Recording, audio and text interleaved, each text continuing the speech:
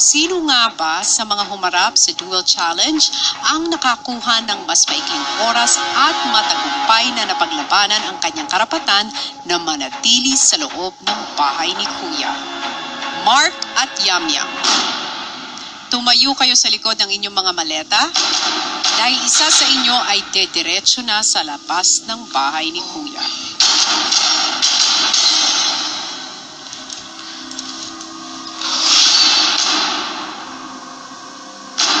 Ikaw nga ba yun, Mark?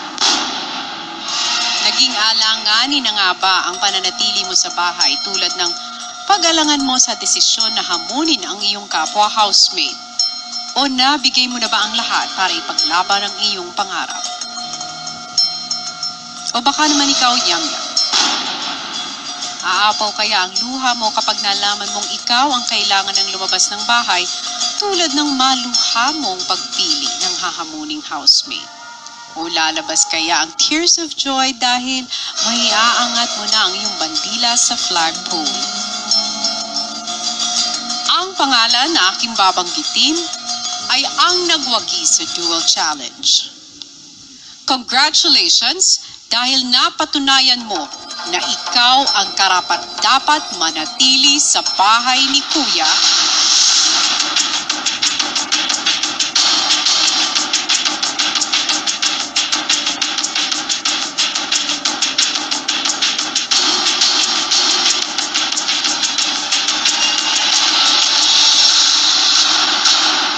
Mark, congratulations, and I am sorry, Yamyam.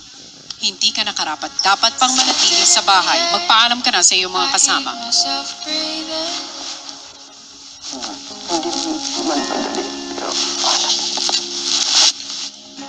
Guys, thank you for the experience.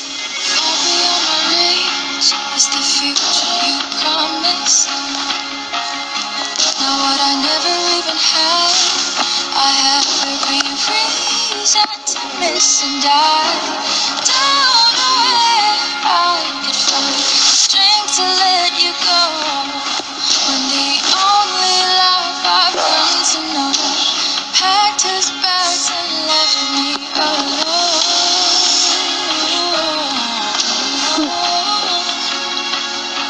You find another home.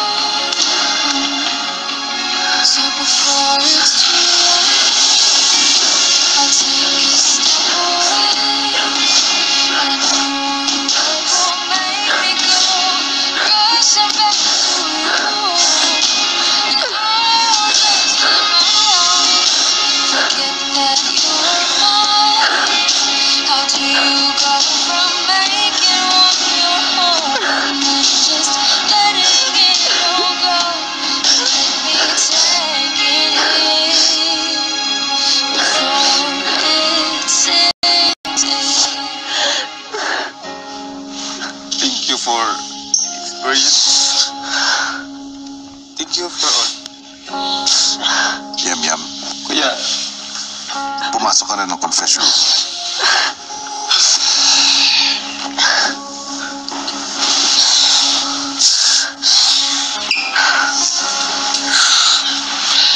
laban.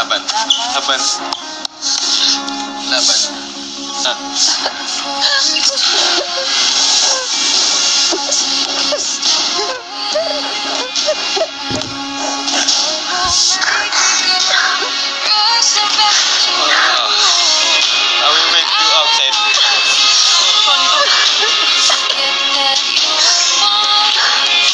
How do you go from making one your home and then just letting it all go? Let me take it home and then just letting it all go. Let me take it in before it's